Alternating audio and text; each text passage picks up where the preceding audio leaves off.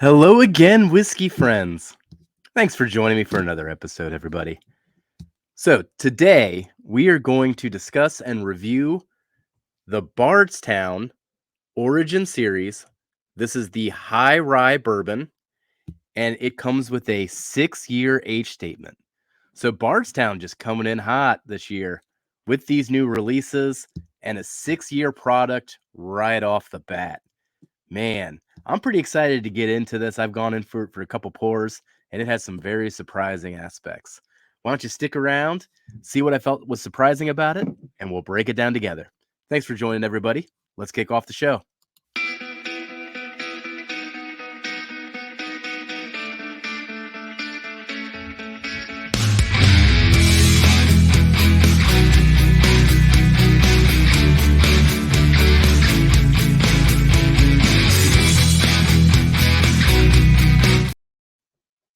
All right, get a little bit of a pour here. Ooh, that was a little hefty of a pour. Luckily for me, it's 96 proof. 96 proof, right? I keep getting it confused if it's 94 or 96, but it is 96. So yeah, breaking down the stats of this one real quick here. Just to recap, we do have the Origin series. This is the one with the white label, and it is a high rye, 36% rye bourbon. And it's age stated at 6 years. So that's pretty exciting. So they initially distilled this in fall 2016. It is 96 proof. I got it here in Ohio. So it's got pretty wide distribution then, at least for Ohio itself. And it was $46. Now, that $46 is kind of interesting. That's going to come up later on in the review. But man, I am just really intrigued by the value that this thing potentially brings. That's where I think we can break it down a bit more because I'm going to be a big fan of this. We're going to break down the notes together.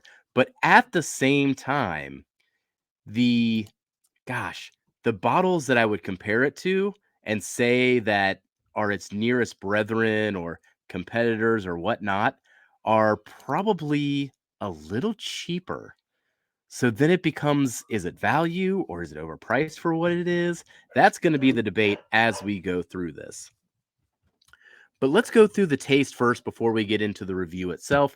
We're going to break down the nose and then we're going to go through the palate, front of the palate, mid palate, back of the palate. All right. Well, cheers, whiskey friends. Let's kick off this tasting.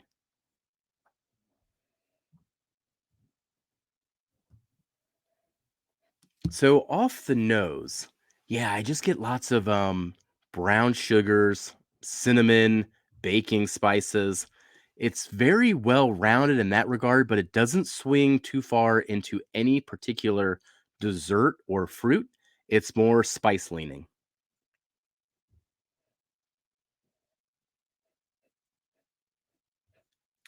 We can pull out some vanillas. If I was going to go into the fruit category, maybe just a hint of a dark cherry.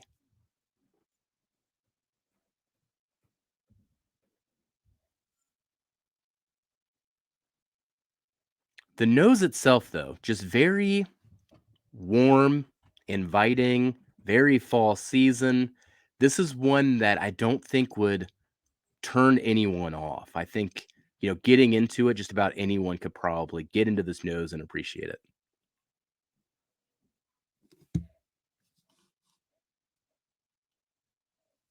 All right. Well, let's get into the taste then.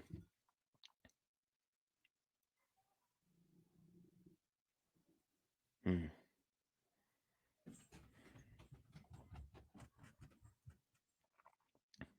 man. One thing that sticks out to me, given the proof at 96%, man, the mouthfeel is just dead on.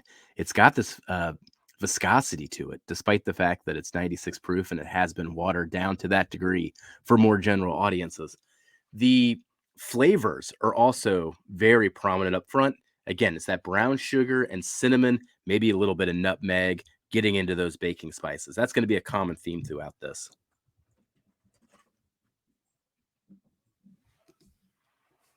Hmm.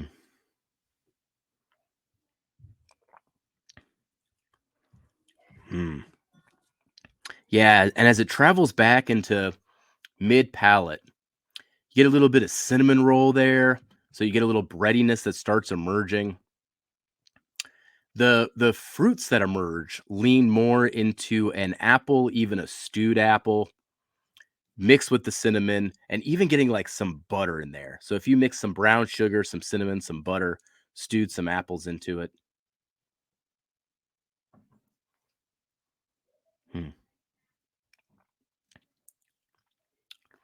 I could even see somebody leaning pear. Now that I say that out loud, there is a bit of a sour note that does hit mid palate. I could see the apple being interpreted as pear rather than apple.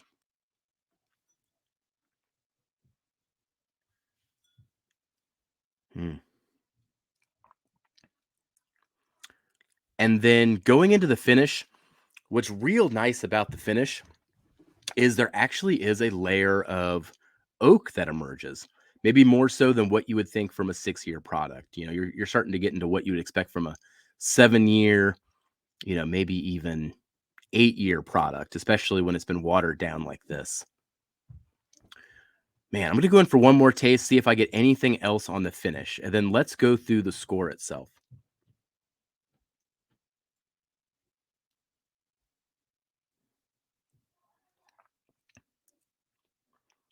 Oh, yeah. Mm.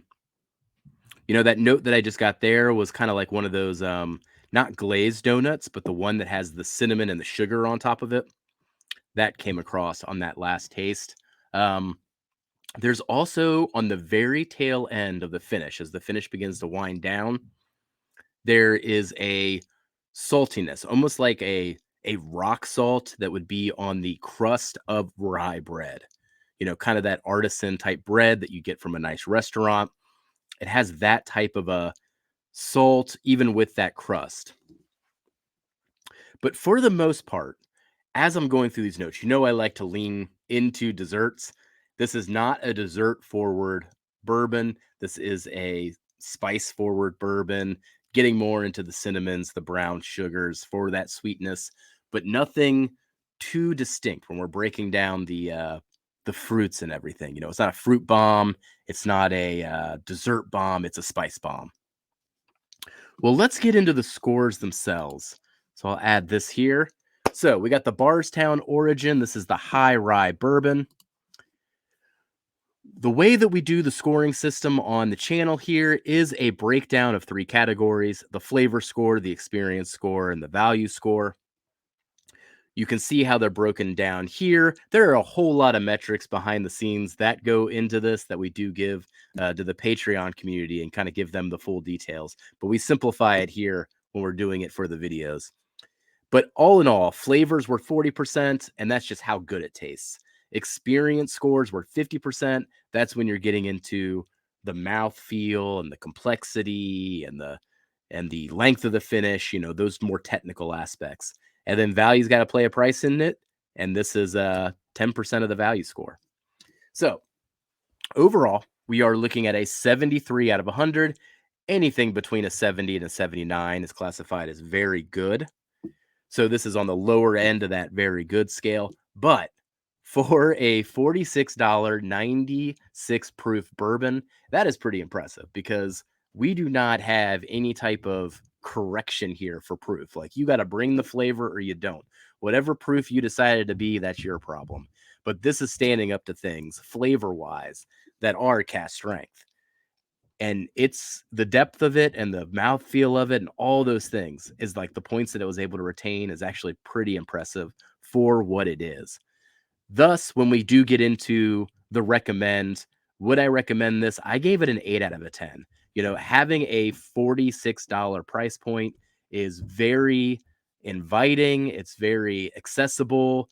It's a bourbon that I think people wouldn't be afraid jumping in on, taking a risk on. I also think this is a bourbon that I can use in introductory tastings when I do introduce people to bourbon. I actually think this is something that could fit on the list because it's so inviting, but also gives a totally different flavor profile than some of the other things like Buffalo Trace, that's just real cherry forward.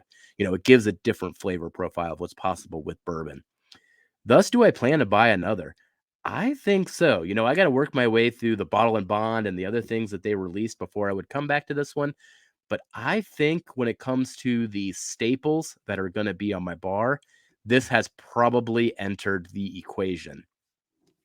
Now, this is where I was conflicted a little bit with the value score at a $46 price point.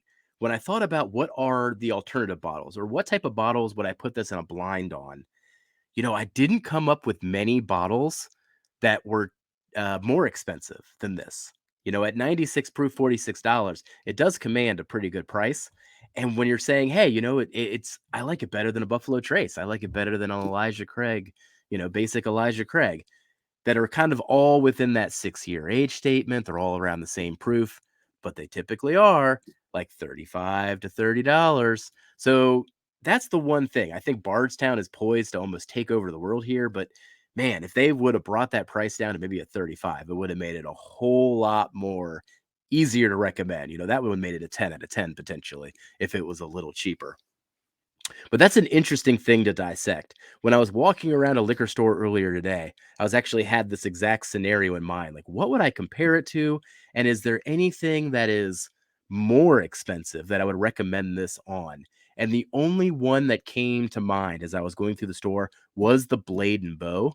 That one comes in at $50, very similar proof point, but this would be a better value than Blade and Bow. So that's a way to look at it there. But yeah, it kind of fits in a weird spot with that $46 price point where it's both not expensive, but also expensive for what it is. But either way, a score of a 73 for a 96 proof bourbon is pretty impressive. And that just makes me so much more excited if they get into cask strength and barrel picks. Oh my gosh, if this is capable of this now, it is probably utterly amazing at cast strength. So keep an eye on Bardstown. They're just getting started. This might be the year of Bardstown, as they start to release their own stuff more and more. Well, thank you for joining me, everybody. Catch me later for another whiskey review. But until next time, bye, whiskey friends.